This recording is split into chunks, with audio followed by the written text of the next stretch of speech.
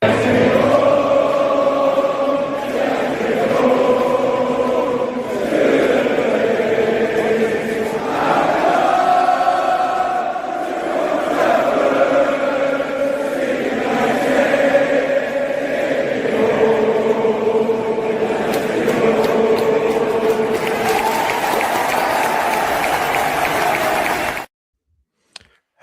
everybody. Welcome to the Man United agenda. Welcome to your Manchester United versus Spurs match preview. A team that has given us Dimitar Berbatov. They have given us Christian Eriksen. They have given us Michael Carrick and will be giving us 3 points at the weekend. Before we get to our guest, I want to say a big up to Yabba. How are you doing, buddy? Yeah, backstage, James was saying, I can't wait to your intro. But he hates that one, the one you dropped there with about the stealing their players and taking 3 points as well. By the way, I still stand by this. That is the best intro to any football show you're going to see on YouTube. I just love it. I could watch it over and over again. It's great goals, great moments for our club, and more to come. I think we could do a second intro with the goal, even for the last 3 games. Just pick goals from the last 3 games and put them in our title credits as well, because we've been scoring some great goals lately. And yeah, we're ready to march on. Oh, that's Spurs song, isn't it? Spurs go marching on. But we'll be marching all over the Spurs, hopefully. hopefully, yeah. And guys, please give a warm welcome to a man who has come into the Lions Den. A man who is watching Thomas the Frank Engine put on fantastic tactical performances at the sideline. Be kind. He is family. He is my cousin. James, how are you, buddy? I'm not too bad. You did miss one player out of that list of who we gave you. You missed Teddy Sheringham. I could have said Louis Sahar as well. You could have said Louis Sahar as well. Yeah, he did. We didn't take Louis Sahar, did we? Yeah, Louis Sahar played for Spurs before he came to us. No. Yeah, he did. Yeah. Fulham. He played for Spurs as well. He came from Fulham to us, and then I think he went back to Fulham, and then you took him from Fulham for the second time. That's news to me. I had no idea. I thought you took him straight from Fulham. Anyway. But yeah, the Lions Den. I'm pleased to be here. Thanks very much for having me. Thomas for Frank Engine has completely and utterly derailed, in my opinion, but I have faith, and it may be misguided, but like I say on our shows, is I'll judge Thomas when he has been given time with a fully fit squad. I think that's the most sensible thing to be doing. Yeah, you sound like Yabba. that's Yabba's way line of thinking things. So I'm going to firstly ask. I'm going to come to Yabba first because I know James is a bit doom and gloom at the moment. Yabba, how are you actually feeling about playing Spurs at the weekend? Well, the thing is, Spurs put a dent into us by, well, maybe it's a blessing in disguise, by winning that dour game over 90 minutes with a 1-0 win in the Europa League final. Now, going into that, we had always had, the edge over Spurs. We're a bigger club. We always seem to put the whooping on them. Even there's a Roy Keane quote, isn't there? It's only Spurs. And, Spurs have it tough, don't they? I mean, in North London, they are in the shadow of Arsenal. And they're always bumping heads, aren't they? They're always battling with them. And sometimes you think it's really hard for London clubs to actually achieve things. Arsenal are probably the biggest London club with Chelsea.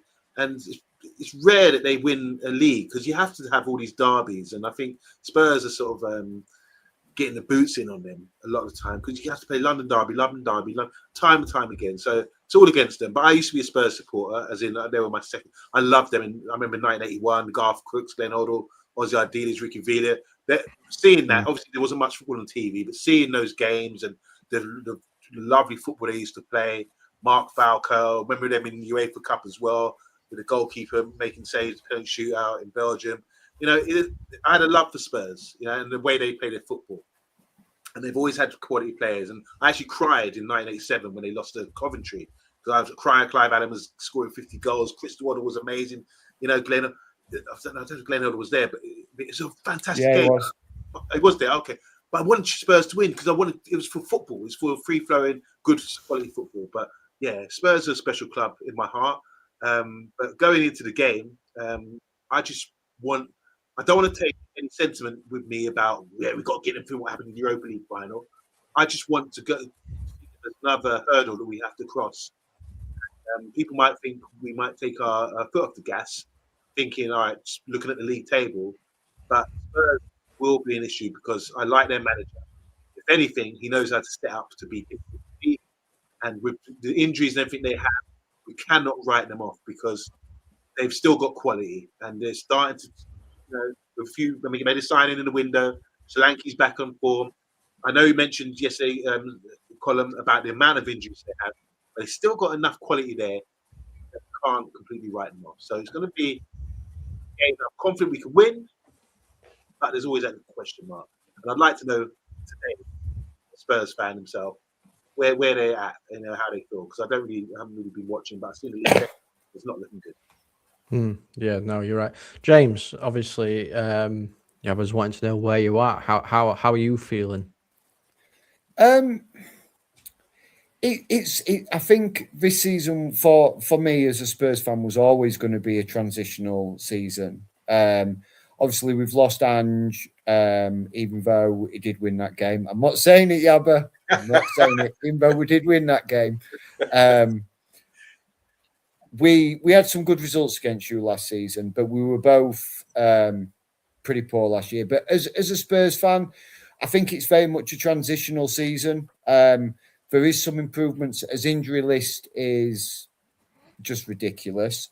But like you say, we have got quality players there. We've got players who are able to step up. I mean, things are starting to come together a little bit. I saw it against the second half against Manchester City.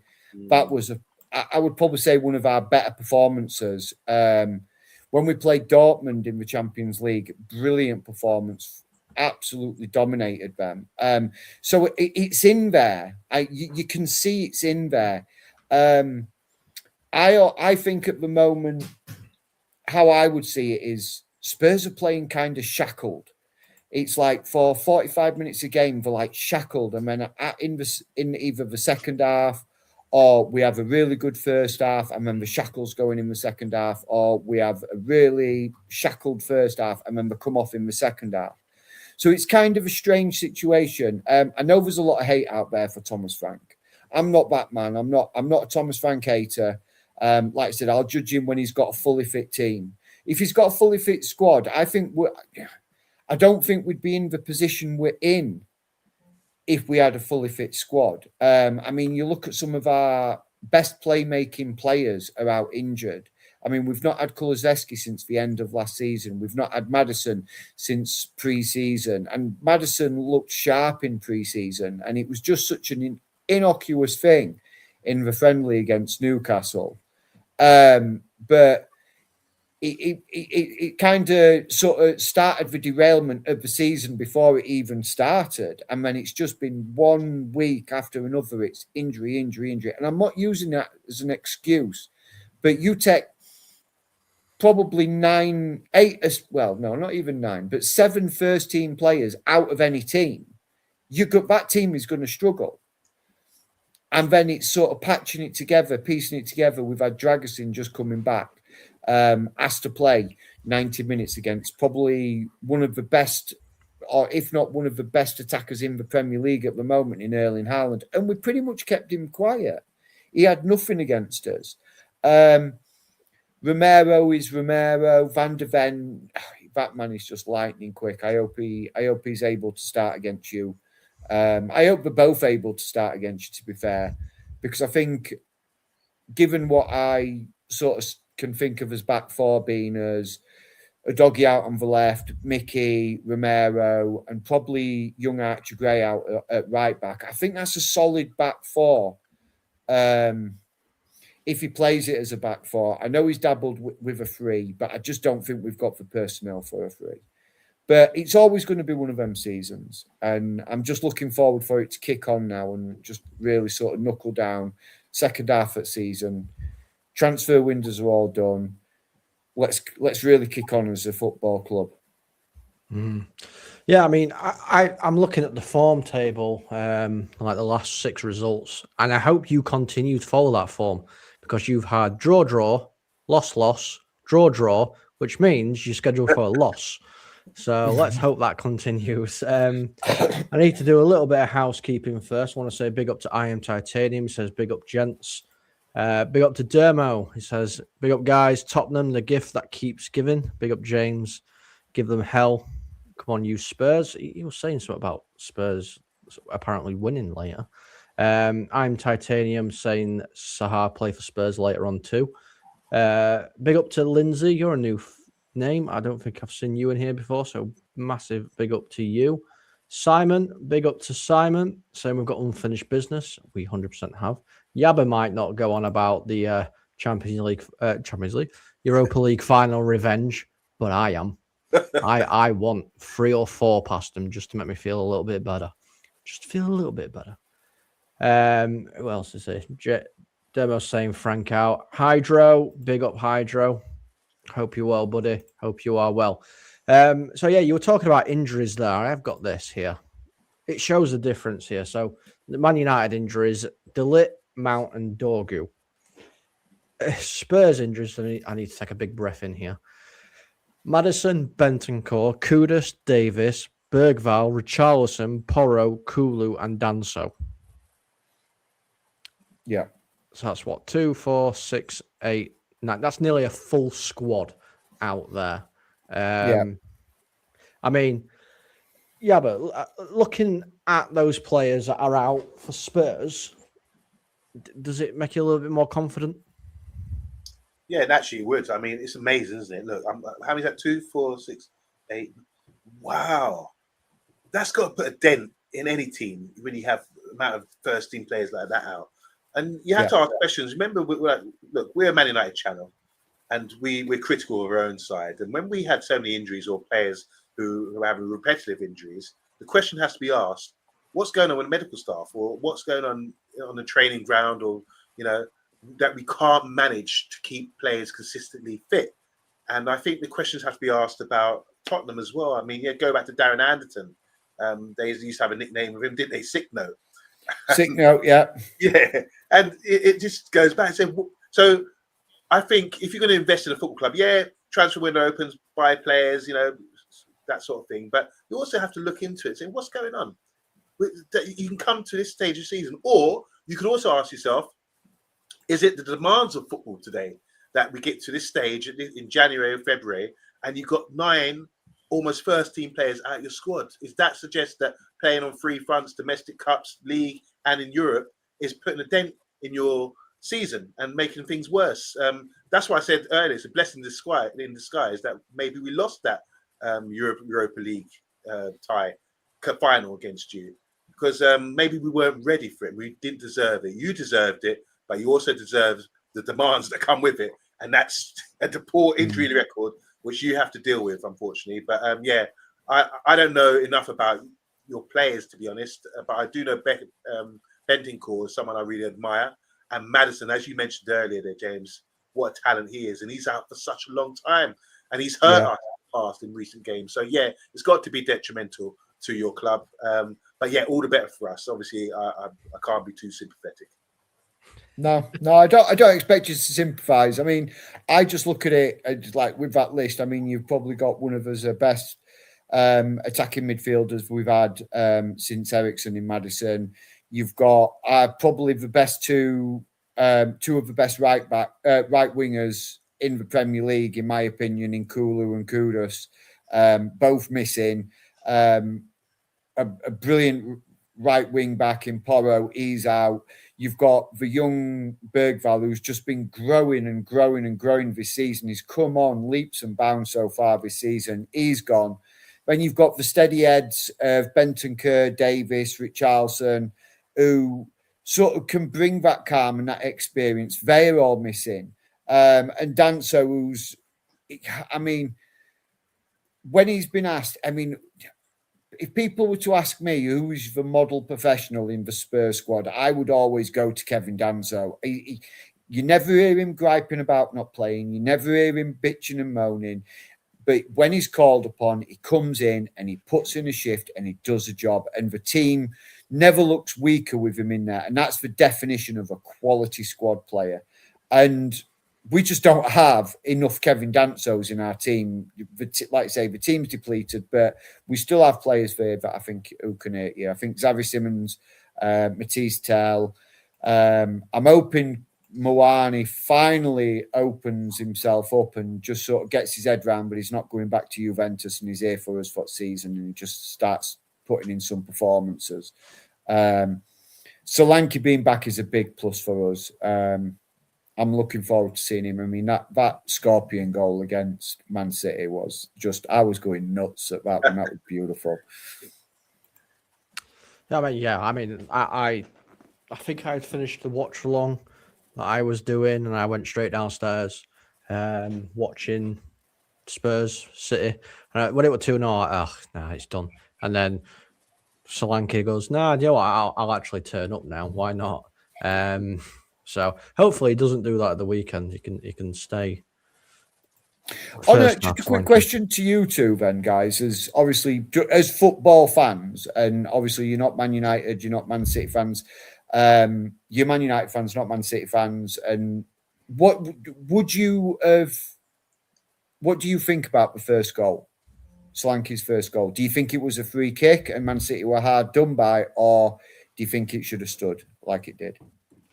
Honest opinions. If you say you think it'd have been disallowed, I'll take it. Unfortunately for me, there's so much football on these days. I've actually missed the game. I haven't even seen the YouTube highlights. I've only seen the result and listened to it on the radio on the way that they were the aftermath that they're referring to. But it's a good talking point because they were, funny enough, they were discussing what that on the radio on TalkSport when I was driving to work the following day. So I haven't seen it, so I'm not qualified to talk on it, unfortunately. I have seen it. I think, see, it's really difficult because you always want to kind of give advantage to the striker. However, if that's a defender doing that to a striker, it's a penalty. Yeah. So, if it's a penalty, if a defender does it, it has to be a foul if a striker does it to a defender, regardless. I agree. I think we were lucky to get that goal, but that goal was what gave us that little bit of resurgence. So, but I agree. I think Man City had every right to feel a little bit aggrieved by it, to be fair. Yeah. It was, and given with VAR, I was very surprised it didn't get overturned. Yeah. I mean, hopefully nothing like that will happen on Saturday. I want to say a big up to Bart, who's popped in as well. Hope you are well. And Hydro saying 2 of the best wingers in the Prem. I like this dude. He's got jokes. Well, he's related to me, Hydro, and he's a Spurs fan. Of course, he's got jokes. He decided to go against the whole family and be a Spurs fan, while the rest of us are United fans. Every single one here. So, yeah. But our injuries. It looks like Luke Shaw's passed his sick note over to De Ligt because he's still out. We don't know why he's still out, but he is. Mason Mount, again, as much as I love Mason Mount, he's made of glass, unfortunately. And, of course, Ballandorgu isn't available. Yeah, but you know what? Look at Spurs. Spurs have got 9 players out. But when you mention the players that are playing, you're thinking, oh, wow, you've got a good squad. If everyone's fit, you know what I mean? But you have to suffer. Everyone has to suffer and go through these things. So, like I said, no disrespect to Spurs or any other team, but you start the season, you've got to manage this. You've got to anticipate there's going to be players out and you've got to have players on the ready to go. And you have to keep the big guys on the bench motivated at all times to say, it could be an opportunity, I feel sorry for goalkeepers because that rarely happens. But, the majority of squad players have to be ready to go and be motivated to get a game. And we've seen that with Kobe, sitting on the bench, waiting for Bruno to get injured or something throughout the season, knowing that he's not going to get picked by Amarin, the previous manager. Bruno gets injured. and he still doesn't really get a start, you know. But yeah, looking at our injury list, it's not that deep. I would just say this though: there are question marks for me about Mount and De Ligt with their injury record. You only have to look. I'm not a data man. Maybe you can do me a favours later, column, and have a look at it. But I'm sure De Ligt was having a few issues. He had a good run at Bayern for a season or so, and then before that, a few ups and downs and issues. He's been playing football. He's captain at Ajax at a young age. He's been playing top level football for a long time. He maybe needs to look at his build and look at what's going wrong for him, why he keeps breaking down. And the same definitely applies for Mason Mount. I mean, when we thought he was sort of back and we were just sort of praying that he would have a good run of games, and once again, he gets injured again. So, like we were saying earlier to James about, you know, maybe you have to look at something else, scratch the surface, see what's going on at the club. I think with some players, they're just jinxed or they're not looking after themselves as they should. And I recall Ryan Giggs many years ago. You know, he was always known for his pace, and then your hamstrings get tired as you get older. And he started doing yoga and stretching just to prolong his career. And the guy I mentioned on the show as well, we played to his 40 plus in the Premier League, the great Tony Sheringham. He was obviously doing something right. You know, one of the page 3 girls, I don't know, was helping out. What's her name? Danny something? I can't remember. He used to get the birds, didn't he? But yes, you've got to start as a player. It's your responsibility as well as going to turn up at football and do your thing. Beyond that, how you sleep, how you drive your car, all these things you have to look at. If you've got a poor injury record like Mount and De Ligt have, that's something they need to look into for sure. Very similar to Richarlison, because Richarlison's injury record since he's come to Spurs is absolutely shocking. Yabba, he comes back. You think, all right, he's back. He starts to play a few games, and then he's out again. I mean, last season was exactly the same. This season seems to be more of the same, and it does. And I know last year we actually sacked our entire medical team. And it was a complete change of the medical team because for Ange Postecoglou was like, what are you doing to my players? You're telling me they're fit, I'm playing them, and they're breaking down within 20 minutes, 30 minutes of a game. Was that the demands, like you say, is it the demands of the modern day football, of all the games, for short turnarounds in between games, 3 or 4 matches inside of 2 weeks? It's going to take its toll on the human body. And I know these guys get paid a lot of money for doing this job, and I would love to be paid to be able to do it. A, I'm too old now, and B, I'm too slow. Gone are them days. But yeah, I mean, even though the money's there, it doesn't mean that the human body is not susceptible to these things. And I just think that it is something that needs to be looked at within Tottenham, of why for the last 2 seasons have we had so many injuries. Good point. Yeah, and just to answer your question, Yabba, I've just kind of narrowed it down to the last 3 seasons that he's played. I haven't looked throughout all of it because I'd be here forever. Of course, there's 2 full pages worth of injuries. He's missed 40 games in the last 3 seasons due to injuries. Yeah. And he's a centre back. Yeah. Centre backs, should have good careers. And they've not been short. They've not even been short. You know what I mean? They've been like 60. He's currently on 65 days for this one, 41 days for his last one, 84 for the one previous. Long-term injuries. Yeah, they are. I mean, obviously, James, you've seen who we're missing: De Ligt, Mount, and Ballon d'Or. Yeah. Were you happy to see? Well, not happy as such, but were you a little bit more happy to see some of them players not playing, or did you think it wouldn't matter really? I think certainly over the last few games, since Amarin's been sacked and Carrick stepped in as your interim manager. I know there's always the new manager bounce, and we were discussing that off air and the back studio. There's the new manager bounce, but I don't think you've missed them so much. It doesn't appear that you've missed them. So, is it better for Spurs that they're missing? I don't think it's really going to make much difference because at the moment, Man United's confidence, they've got the tails up. the closing the gap. In fact, probably Manchester United have closed the gap on Arsenal better than anybody else in the Premier League at the moment. Man City keep dropping points. Liverpool are dropping points willy-nilly. Aston Villa dropping silly points. So, yeah, I think it's not so much an advantage to Spurs. Does it weaken Manchester United? Of course, till it's a quality centre-back. I would have loved to have him at Spurs a few seasons ago.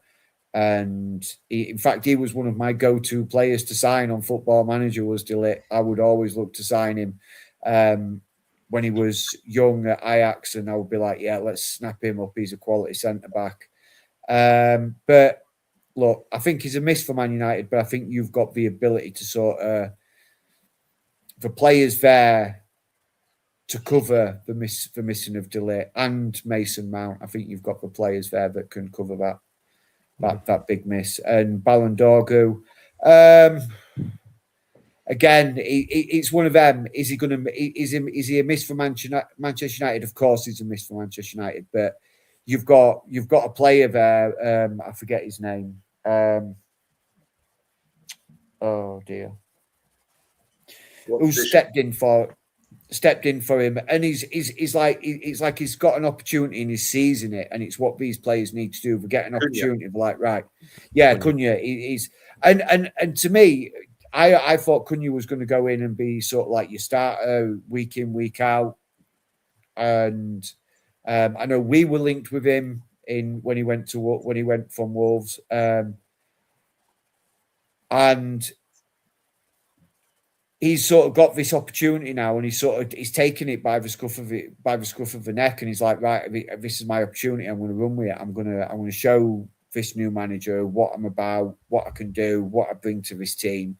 So then maybe when Dorgu comes back, it gives him food for thought, so to speak. It gives him the question to ask: do I just automatically drop to bench, or am I available? Is he going to get picked over me, or vice versa? But yeah, I think Man United have got a good squad, and they're going to be dangerous for us, very dangerous. But like I say, I think we've got players that can hurt Man United. Just depends which Spurs turn up. Well, hopefully the right Spurs for us turns up. Big up to Stuart Marshall, who has jumped into the chat. Big up, Stuart. Hope you are well, buddy. Are you going to the game on the weekend, Stuart? Let us know. Is Stuart still in Thailand? I thought he's still in Thailand. I don't know. I don't know if he's back or not yet. Yeah, I'm not sure. I don't know.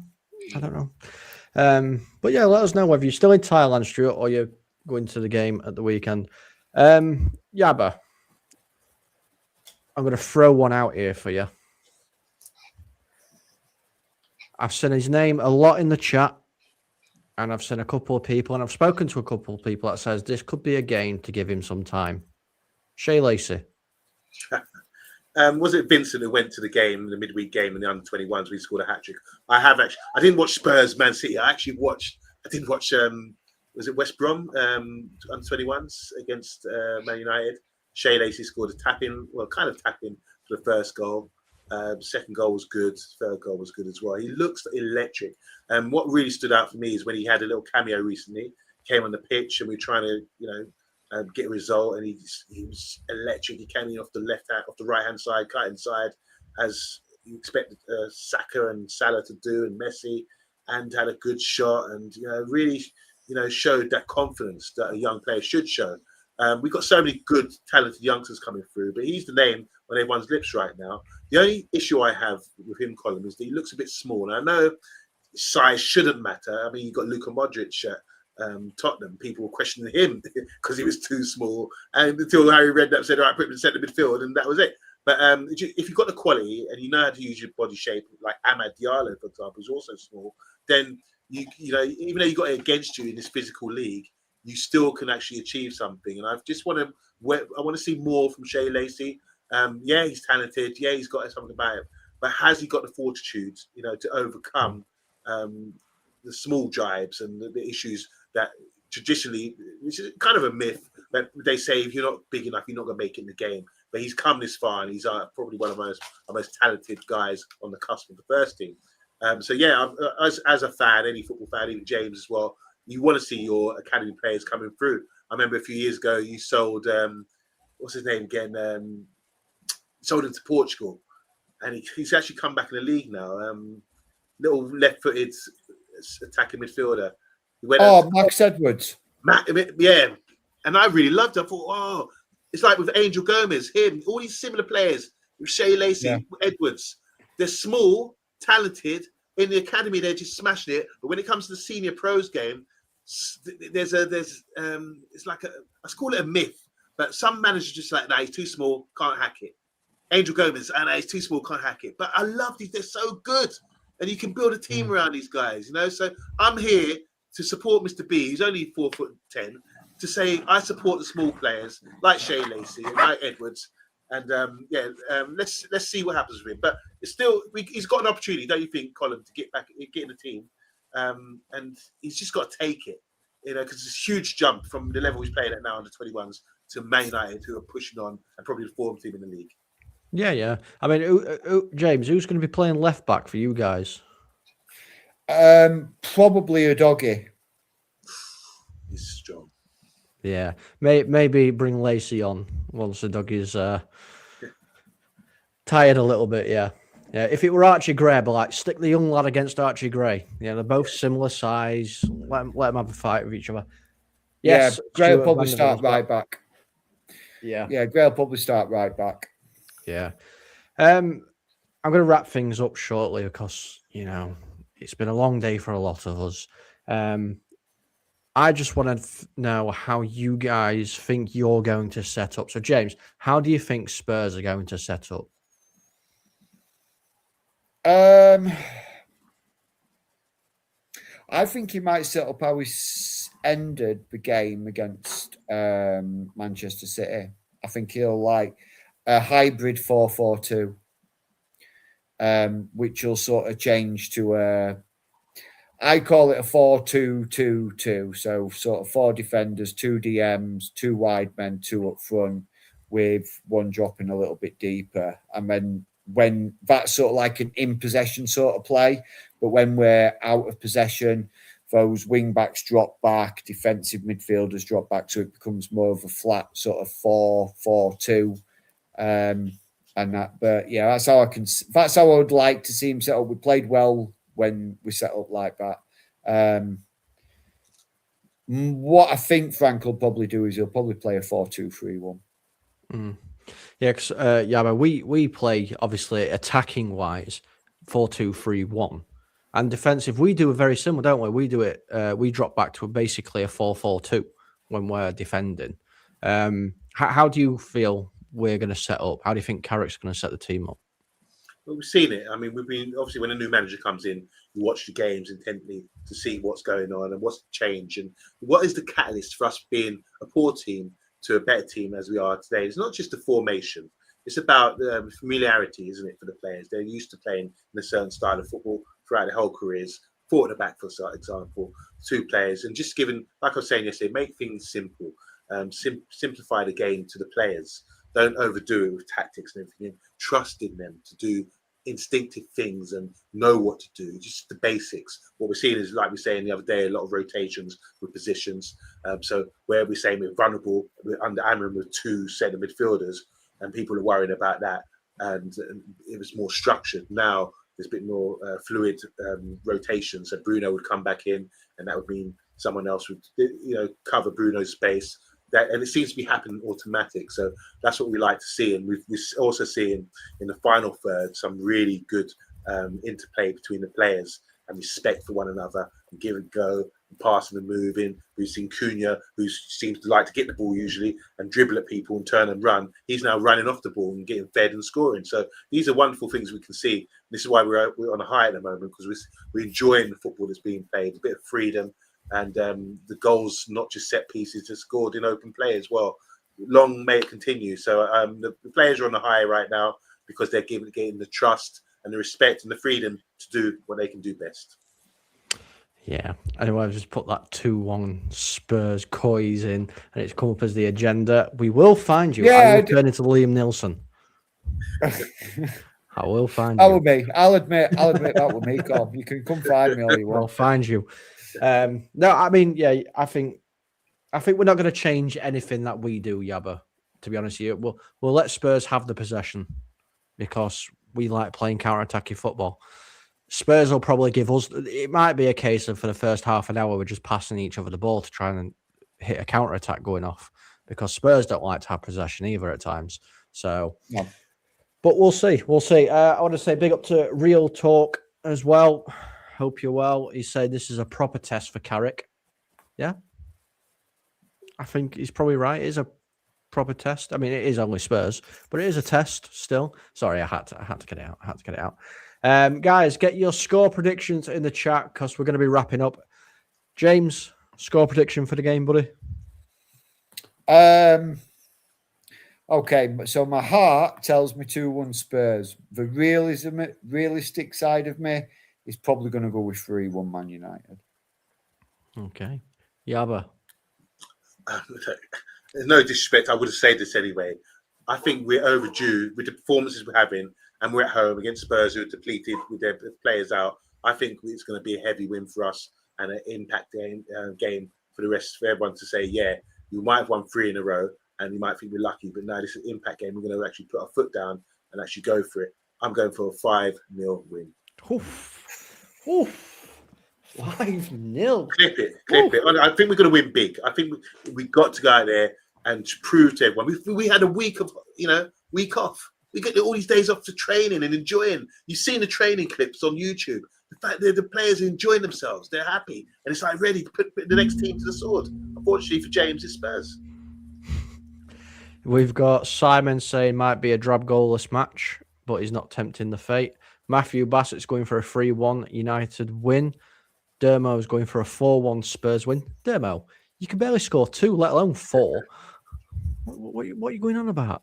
I am going to go for Manchester United 4, Spurs 2. That's what I'm going to go for. Sounds like a good game. Simon's gone for a 2-1 United win. And I think Sheshko will score the winner. Just saying. Real talk, 2-2 draw. 2-2 draw. Fair enough. James, before we shut things down, let everybody know where they can find you. So, guys, you can, if you're interested in following a real football club, you can follow me over on THFC Till We Die. We have our very own YouTube channel as well, so please jump over there. You can also follow me on X at James THFC, and please hit follow on there. I post quite regular on there. I post transfer rumors when the transfer wins in there. And yeah, so I'm over on there as well. Smashing stuff. Yeah, make sure you go over there, guys, and follow. They're very, very good to watch whilst you're on the toilet, doing your business, because that's what Spurs channels. Go on, Yawa. Go on. All right, quick question for James. I always ask this because I love football. I love history of football, and Spurs had some fantastic players over the years. And 2 of your best strikers are probably 2 of the best strikers England have ever had as well. Maybe 3 with Lineker as well. So I'm going to ask you, who's the best in order? Harry Kane, Gary Lineker, and Jimmy Greaves. You see, the 3 very different players, Yabba. But if I was, even though Kane broke Greaves' scoring record, Jimmy Greaves was just what he could do with a football was just it was breathtaking. So for me, I would have to go with Jimmy Greaves, Harry Kane, and then Gary Lineker. And I grew up like when at the start of the show, Yabba, you were reeling off some of the Spurs players, and I'm just like, God, yeah, they were like my heroes when I were a kid. When I was like an 80s Spurs fan, taking lots of flack from my Man United following family, but the likes of Ozzy Ardiles, Ricky Villa, Steve Archibald, Oh wow. Glenn Hoddle. Steve Perryman. Steve Perryman, and it sounds daft, but Eric Torsfed, Ian Walker, Gary Mabbott, Mitchell Ledley Thomas. King, Saul Campbell. Yeah, the list is long with me of Spurs fans. Spurs I've just sort of like been blown away by. I mean, Gareth Bale was just like breathtaking when we had him. Modric, prime Dele Alli. Van der Vaart, when we signed Van der Vaart, I was gobsmacked. We've had some quality players, and it's just one of those that if you could get all those players into one team and just take them out of time and dump them all into one team, we could have had one hell of a team. We really could. Well said. But yeah, absolutely brilliant team, brilliant history in our club. And I will always be a Spurs fan. Nobody will ever tell me otherwise. I mean, if we're going on Spurs players that people liked, this is the last thing I'll say.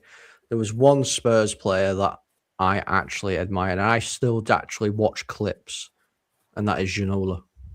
Oh yeah, David Ginola. Yeah, it's wonderful. Played his best football at Newcastle, though. I think. Yeah. He did. I mean, was phenomenal when he came to us. But that goal against Barnsley, though, wow. Yeah. But Matthew Bassett says it. Gaza, Clive Allen. I mean, these are just names, and it's just like, you could just go on and on of some of the Spurs greats that have been out there. Richard Gough, what a damn flipping good centre back he was. Damn. Oh God, yeah. Well, the Kiss Arson has been completed. We have made James feel welcome. We have given him some digs. We have talked about the game. We have given our score predictions. As an immortal and well-named person that I don't actually need to say his name, I will end it with this. Come on, United. It's only Spurs. Good night. We beat you at Bilbao.